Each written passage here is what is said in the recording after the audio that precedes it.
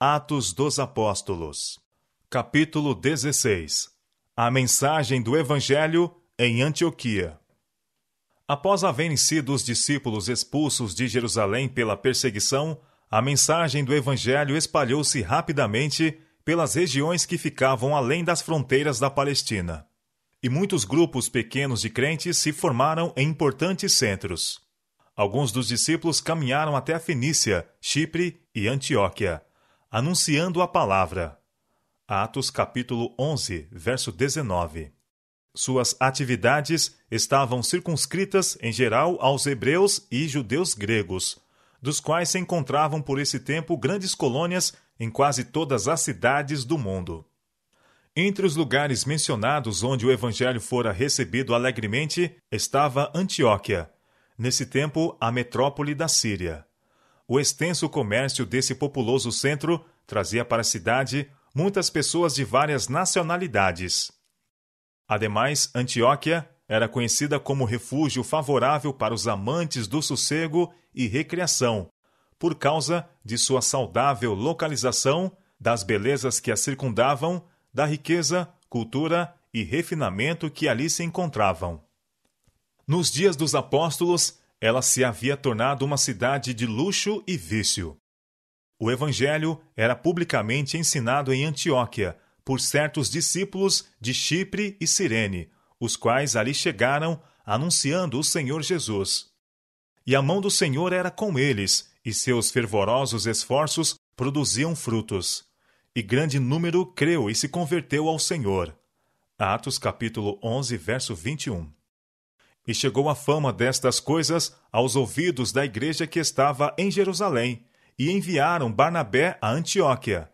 Atos capítulo 11, verso 22. Chegando nesse novo campo de trabalho, Barnabé viu a obra que tinha já sido realizada pela divina graça, e se alegrou e exortou a todos para que permanecessem no Senhor com propósito de coração. Os trabalhos de Barnabé em Antioquia foram ricamente abençoados, e muitos foram acrescentados ao número dos crentes ali.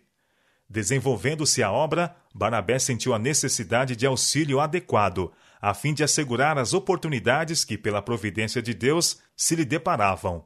E foi a Tarso buscar Paulo, que depois de sua partida de Jerusalém, algum tempo antes, estivera trabalhando nas regiões da Síria e da Cilícia, proclamando a fé que antes destruía. Gálatas capítulo 1, versos 21 e 23. Barnabé teve êxito em encontrar Paulo e persuadi-lo a voltar em sua companhia como colega de ministério. Na populosa cidade de Antioquia, Paulo encontrou um excelente campo de trabalho. Sua cultura, sabedoria e zelo exerceram uma poderosa influência sobre os habitantes e as pessoas que frequentavam aquela cidade de cultura, e ele se mostrou ser precisamente o auxílio de que Barnabé necessitava. Durante um ano, os dois discípulos trabalharam unidos em um ministério fiel, levando a muitos o salvador conhecimento de Jesus de Nazaré, o Redentor do mundo. Foi em Antioquia que os discípulos foram pela primeira vez chamados cristãos. Esse nome foi-lhes dado porque Cristo era o principal tema de sua pregação, conversação e ensino.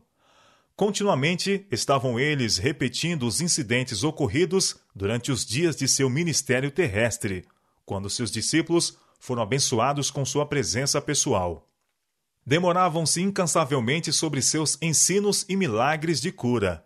Com lábios trêmulos e olhos rasos d'água, falavam de sua agonia no jardim, sua traição, julgamento e execução, a paciência e humildade com que havia suportado a afronta e a tortura, a ele impostas por seus inimigos, e a divina piedade com que tinha orado por seus algozes.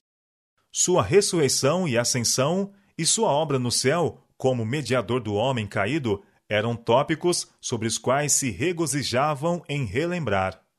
Os pagãos bem podiam chamá-los cristãos, uma vez que pregavam a Cristo e dirigiam suas orações a Deus por intermédio dele. Foi Deus quem lhes deu o nome de cristãos. Este é um nome real, dado a todos os que se unem a Cristo.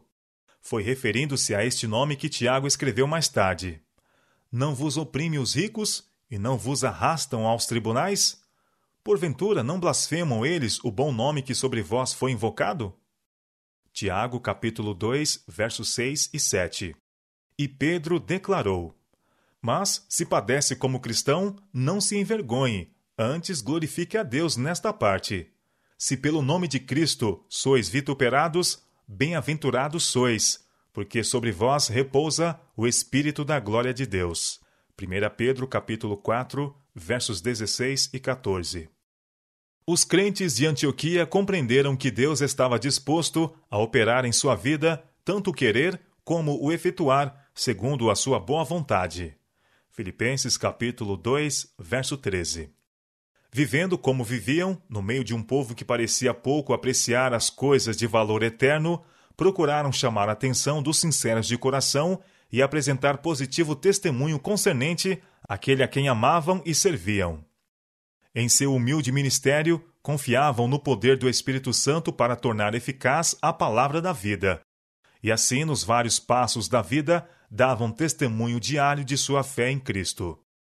O exemplo dos seguidores de Cristo em Antioquia deve servir de inspiração para todos os crentes que vivem atualmente nas grandes cidades do mundo. Conquanto esteja no plano de Deus que obreiros escolhidos, de consagração e talento, sejam enviados a importantes centros de população para realizar conferências públicas, é também seu propósito que os membros da Igreja que vivem nessas cidades usem os talentos que Deus lhe deu, trabalhando em favor das pessoas. Ricas bênçãos estão preparadas para os que se entregam sem reservas ao chamado de Deus. Ao se empenharem tais obreiros em pregar a salvação através de Jesus, verificarão que muitos que jamais teriam sido alcançados de outra forma, estão prontos a responder ao esforço pessoal inteligente. A causa de Deus na Terra nesses dias está em necessidade de representantes vivos da verdade bíblica. Apenas os ministros ordenados não são suficientes para a tarefa de advertir as grandes cidades. Deus está chamando não somente pastores, mas também médicos, enfermeiros, colportores, obreiros bíblicos e outros consagrados membros da Igreja, possuidores de diferentes talentos, que tenham o conhecimento da palavra de Deus e possuam o poder de sua graça, para que considerem as necessidades das cidades não advertidas. O tempo está passando rapidamente, e muito resta a ser feito. Todos os meios devem ser postos em operação, para que as oportunidades atuais sejam sabiamente aproveitadas. O trabalho de Paulo em Antioquia, em colaboração com Barnabé, fortaleceram-lhe a convicção de que o Senhor o havia chamado para uma obra especial em favor dos gentios. Por ocasião da conversão de Paulo, o Senhor declarara que ele devia ser ministro dos gentios, para lhes abrires os olhos, disse, e das trevas os converteres à luz, e do poder de Satanás a Deus, a fim de que recebam a remissão dos pecados e sorte entre os santificados pela fé em mim. Atos capítulo 26, verso 18. O anjo que apareceu a Ananias dissera de Paulo: Este é para mim um vaso escolhido, para levar o meu nome diante dos gentios e dos reis e dos filhos de Israel.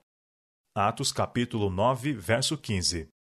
E o próprio Paulo, posteriormente em sua experiência cristã, quando orava no templo de Jerusalém, foi visitado por um anjo do céu que lhe ordenou: Vai, porque hei de enviar-te aos gentios de longe. Atos capítulo 22, verso 21. Assim o Senhor comissionara Paulo para que penetrasse no enorme campo missionário do mundo gentil. A fim de prepará-lo para essa extensa e difícil tarefa, Deus o trouxera em íntima comunhão consigo, abrindo-lhe perante a arrebatada visão aspectos da beleza e glória do céu. Foi-lhe entregue a missão de tornar conhecido o mistério que esteve oculto desde tempos eternos, o mistério da sua vontade, o qual noutros séculos não foi manifestado aos filhos dos homens, como agora tem sido revelado pelo Espírito aos seus santos apóstolos e profetas, a saber que os gentios são co-herdeiros de um mesmo corpo e participantes da promessa em Cristo pelo Evangelho, do qual, declara Paulo, fui feito ministro. A mim, o mínimo de todos os santos, me foi dada essa graça de anunciar entre os gentios, por meio do Evangelho, as riquezas incompreensíveis de Cristo e de demonstrar a todos qual seja a dispensação do mistério que desde século esteve oculto em Deus, que tudo criou, para que agora, pela Igreja, a multiforme sabedoria de Deus seja conhecida dos principados e potestades no céu, segundo o eterno propósito que fez em Cristo Jesus, nosso Senhor. Efésios capítulo 3, versos 5 a 11. Abundantemente havia Deus abençoado o trabalho de Paulo e Barnabé durante o ano que ficaram com os crentes em Antioquia. Mas nenhum deles havia sido formalmente ordenado para o ministério evangélico. Haviam chegado agora em sua experiência cristã a um ponto em que Deus estava para confiar-lhes a execução de difícil tarefa missionária, na continuação da qual necessitavam de todo o apoio que pudesse ser obtido através da igreja. E na igreja que estava em Antioquia havia alguns profetas e doutores, a saber, Barnabé e Simão, chamado Níger, e Lúcio, Cirineu, e Manaém, e Saulo. E servindo eles ao Senhor e jejuando, disse o Espírito Santo: Apartai-me a Barnabé e a Saulo, para a obra que os tenho chamado. Atos capítulo 13, versos 1 e 2. Antes de serem enviados como missionários ao mundo pagão, esses apóstolos foram solenemente consagrados a Deus com jejum e oração e a imposição das mãos. Assim foram eles autorizados pela Igreja não somente para ensinar a verdade, mas para realizar o rito do batismo e organizar igrejas, achando-se investidos de plena autoridade eclesiástica. A Igreja cristã estava a esse tempo entrando numa fase importante. A obra de proclamar a mensagem do Evangelho entre os gentios devia agora prosseguir com vigor, e, em resultado, a Igreja se havia de fortalecer por um grande número de conversões. Os apóstolos que tinham sido designados para dirigir essa obra estariam expostos a suspeitas, preconceitos e ciúmes. Seus ensinos a respeito da demolição da parede de separação que estava no meio, a qual por tanto tempo separaram o mundo judaico do gentílico, de acarretar-lhes a acusação de heresia, e sua autoridade como ministros do Evangelho seria posta em dúvida por muitos judeus zelosos e crentes. Deus previu as dificuldades que seus servos seriam chamados a enfrentar, e para que sua obra estivesse acima de acusação, instruiu a Igreja, mediante revelação, a separá-los publicamente para a obra do ministério. Sua ordenação era um reconhecimento público de sua divina designação para levar aos gentios as boas novas do Evangelho. Tanto Paulo como Barnabé já haviam recebido sua comissão do próprio Deus, e a cerimônia da imposição das mãos não acrescentou graça ou especial qualificação.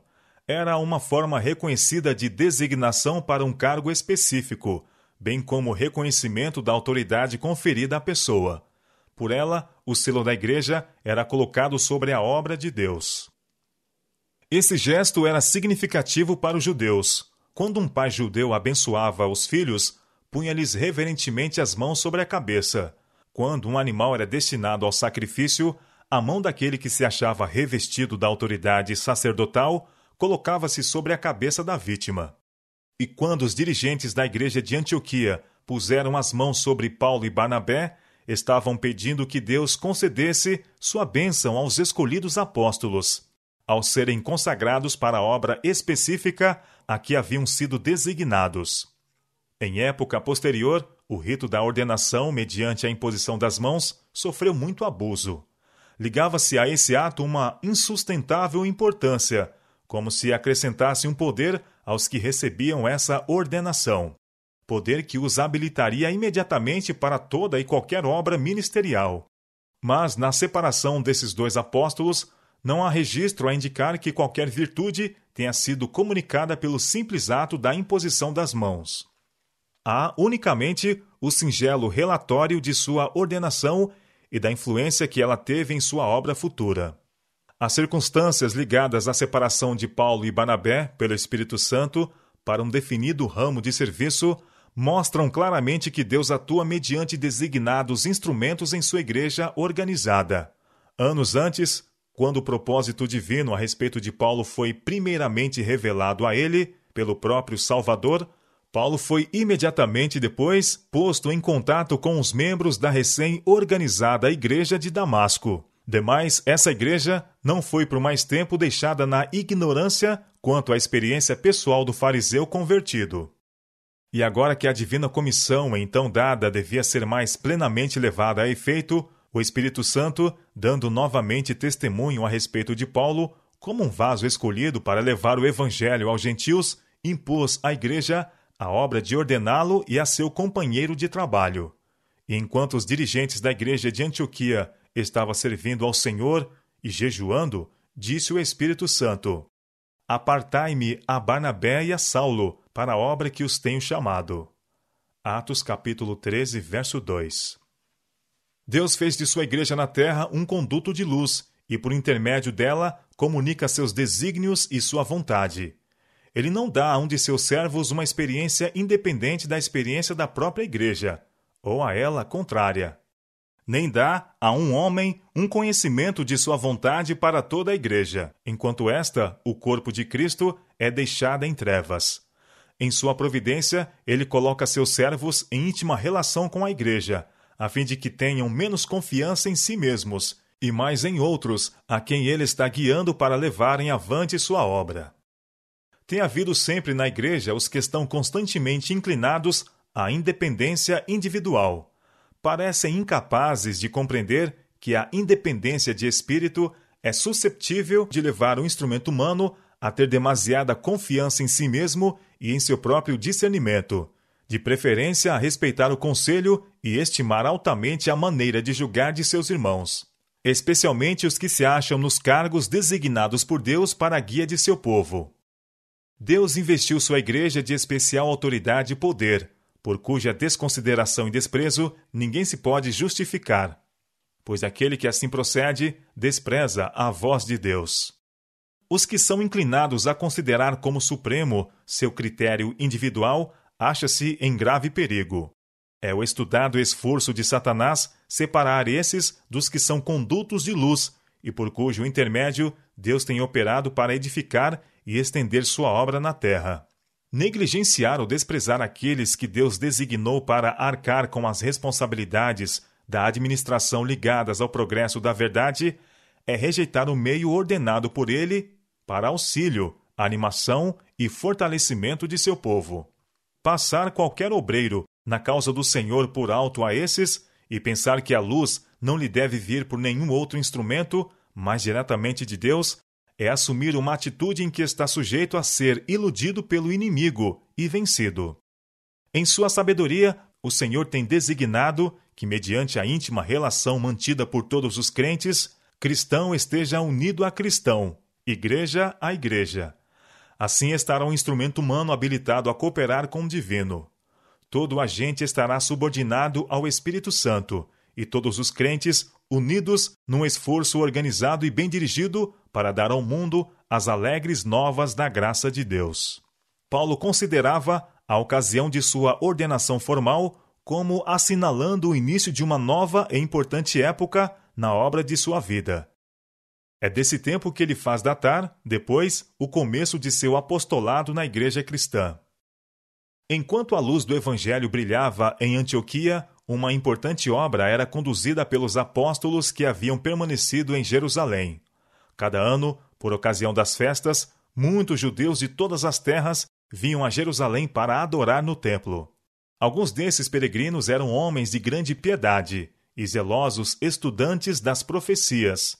Suspiravam pelo advento do prometido Messias, a esperança de Israel. Enquanto Jerusalém estava cheia desses estrangeiros, os apóstolos pregavam a Cristo com indômita coragem, embora soubessem que, assim procedendo, estariam expondo a vida a constantes perigos. O Espírito de Deus confirmava esses esforços. Muitos se convertiam à fé, e esses, de volta a seus lares em diferentes partes do mundo, espalhavam as sementes da verdade através de todas as nações e entre todas as classes da sociedade. Entre os apóstolos que se empenhavam nesse trabalho encontravam-se preeminentemente Pedro, Tiago e João, os quais estavam convictos de que Deus os havia indicado para pregar a Cristo entre os seus compatriotas. Sábia e fielmente eles trabalhavam, testificando do que tinham visto e ouvido, e apelando para a muito firme palavra dos profetas, num esforço de persuadir a casa de Israel, que a esse Jesus, a quem os judeus crucificaram, Deus o fez Senhor e Cristo. Atos capítulo 2, verso 36.